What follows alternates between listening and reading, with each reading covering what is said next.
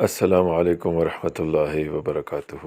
روزانہ اسلامی تاریخی واقعات اور اسلامی تاریخی معلومات کے لیے اس ویڈیو کو لائک کریں اور چینل کو سبسکرائب کریں، شکریہ۔ قبیلہ نح کا وفد 11 ہجری کے آخر میں حضور صلی اللہ علیہ وسلم کی خدمت میں حاضر ہوا۔ یہ وہ آخری وفد ہے جسے سب سے آخر میں حضور صلی اللہ علیہ وسلم کی خدمت میں حاضر ہونے کی سعادت نصیب ہوئی۔ اس کے بعد کوئی وفد بھی حضور صلی اللہ علیہ وسلم سے شرف ملاقات حاصل نہ کر سکا۔ یہ وفد 200 افراد پر مشتمل تھا اور یہ لوگ حضرت معاذ بن جبل رضی اللہ تعالیٰ عنہ کے ہاتھوں مسلمان ہو کر آئے تھے۔ جب یہ وفد محمد صلی اللہ علیہ وسلم کی خدمت میں حاضر ہوا تو ان میں سے ایک شخص حضرت زرارہ بن عمرہ رضی اللہ عنہ نے آپ صلی اللہ علیہ وسلم سے عرض کی، یا رسول اللہ صلی اللہ علیہ وسلم، میں نے راستے میں خواب دیکھے جو عجیب تھے۔ نبی کریم صلی اللہ علیہ وسلم نے فرمایا، بیان کرو۔ حضرت زرارہ رضی اللہ تعالیٰ عنہ نے کہا کہ میں نے ایک خواب دیکھا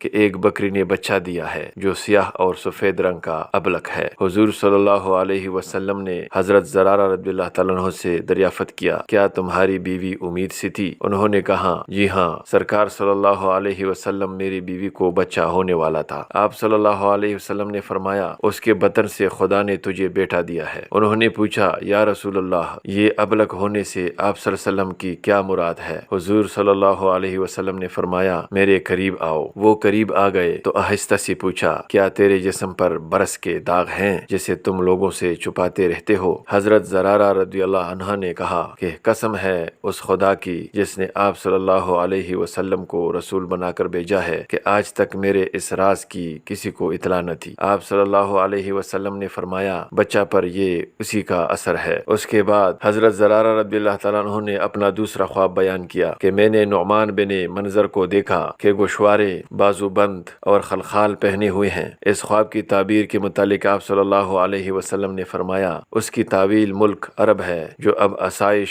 و آرائش حاصل کر رہا ہے۔ تیسرا خواب حضرت زرارہ رضی اللہ تعالیٰ عنہ نے یہ سنایا کہ میں نے دیکھا ہے کہ ایک بڑھیا ہے جس کے کچھ بال سفید اور کچھ کالے ہیں اور وہ زمین سے باہر نکلی ہے۔ اس خواب کے متعلق آن حضرت صلی اللہ علیہ وسلم نے فرمایا، یہ دنیا ہے جس قدر باقی رہ گئی ہے۔ حضرت زرارہ رضی اللہ عنہ نے چوتھا خواب کچھ یوں بیان کیا کہ میں نے دیکھا کہ زمین سے ایک آگ نکلی اور وہ میرے اور میرے بیٹے کے درمیان آ گئی اور اس میں سے آواز بلند ہوئی کہ جلسو جلسو، بینا ہو کہ نابینا ہو، لوگو اپنی خوراک، اپنا خاندان اور اپنا مال مجھے کھانے کے لیے دو۔ اس خواب کے متعلق آپ صلی اللہ علیہ وسلم نے فرمایا، یہ ایک فساد ہے جو دنیا کے آخری وقت میں ہوگا۔ حضرت زرارہ رضی اللہ عنہ نے عرض کیا، یا رسول اللہ صلی اللہ علیہ وسلم، یہ کیا فساد ہوگا؟ آپ صلی اللہ علیہ وسلم نے فرمایا، لوگ اپنے امام کو قتل کر دیں گے، آپس میں تفرقہ پڑ جائے گا، ایک دوسرے سے ایسے گہ جائیں گے جیسے ہاتھوں کی انگلیاں پنجہ ڈالنے سے